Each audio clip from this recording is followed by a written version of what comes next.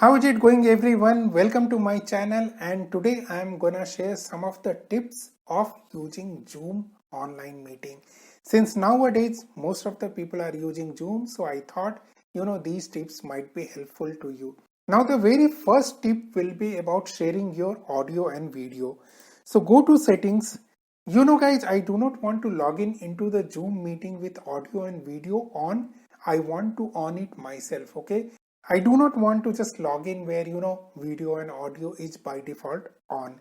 So you can off it by going to the video and say turn off my video while joining meeting. Go to the audio, again say mute my microphone while joining the meeting. These two settings are must for everyone because I have realized that this is the most important setting we should do in our Zoom meeting, that our video and audio doesn't turn on automatically. It turns on only after our permission. Okay, that was tip number 1. Tip number 2 is virtual background. Okay, so people will love to have their own virtual background. I have disabled the camera, so that's why you are not able to see it. So people love their virtual background. They would like to have pictures or videos in the background. But if you are in a professional meeting, or for example you are giving a training or something like that, this is what I will recommend you to put into your background, right? This is what I put in my background when I am giving some official meeting or some training and other things. Your branding, you can give your Twitter handle, YouTube videos link, LinkedIn link, and many other things, your website address. It's good to have your branding in your background if you decide to use a virtual background. The pictures like beaches, San Francisco bridge doesn't tells anything about you, and this is a very good opportunity for you to brand in yourself. So create a background of your own, something like this is just a sample I have created for this particular video. You can create something like this and make it as your background. Now remember, your face will end up in this particular area, so do not crowd it too much. It will look bad. So it's up to you, your own creativity to design things. Now these were the two settings you must do before going into the meeting. Now let's talk about some tips when you actually go into the meeting. Now for that I need to create a meeting and join it. So as of now, other than me, nobody will be there in the meeting. I just wanted to show you few things, okay? Now, even if I join my computer audio, you can see that, this area, the video and audio is muted because of our setting, and this is what we want.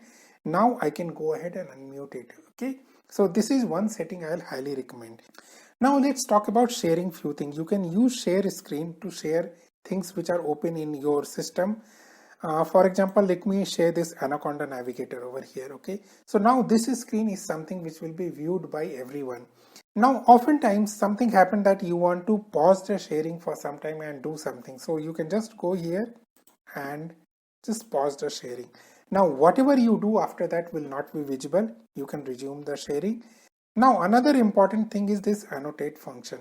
You can create a spotlight like this and you can show it like this, or you can show like I have clicked this, I want to explain this, then I want to explain this, something like that. Okay, you can undo, you can write text, you can undo, redo, clear everything, clear all my drawings. Now if you are sharing it from an iPad, this draw is extremely useful. Okay, you can use the pencil or something like that from Surface or iPad, and this is very useful to explain things. Okay, and let me get rid of this now. Now you go to the participants, right? As of now I am the only participant. You can actually mute all. You do not need to ask people to mute themselves. You can just mute all. That shortcut is Alt M. Okay, mute all, Alt M. That is a shortcut to this, and this is an extremely useful feature. You do not need to open the participant list. You just go and press Alt M to mute all the participant. Okay, now there are another things is like breakout rooms. Okay, you can create breakout room automatically or manually.